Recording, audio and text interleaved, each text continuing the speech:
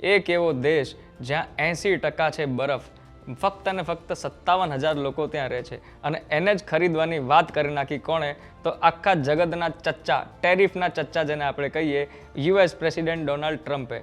કન્ટ્રીનું નામ છે ગ્રીનલેન્ડ, જ્યાં ગ્રીન કશું નથી, બધું વ્હાઇટ જ છે.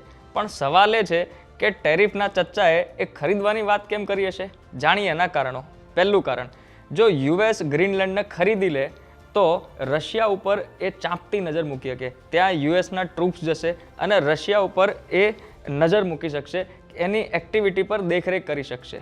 બીજું કારણ કે જે ગ્રીનલેન્ડ છે એની અંદર માનવામાં આવે છે કે રેર અર્થ એલિમેન્ટનું ભંડાર છે, જેનું રેર અર્થનું માર્કેટ આજે 60% ચાઇનાએ કવર કરેલું છે.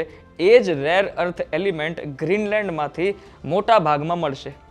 ત્રીજું કારણ કે ગ્લોબલ વોર્મિંગના લીધે જે બરફ પીગળી રહી છે એના કારણે નવા સી રૂટ ખુલી રહ્યા છે. તો એ સી રૂટના કારણથી એશિયા સુધી વ્યાપાર કરવાનો જે રસ્તો છે એ 20થી 30% નાનો થઈ જશે. એટલે કે જે પનામા કેનાલ અને સુએઝ કેનાલ પરની જે ડિપેન્ડન્સી છે એ ઓછી થશે.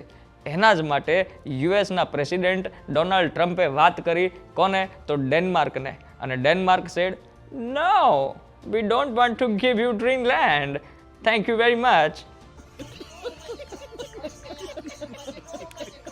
એન્ડ મળીશું આપણે આવા જ ઇન્ફોર્મેટિવ રીલમાં નેક્સ્ટ રીલમાં. Thank you very much. જય હિન્દ, જય ભારત.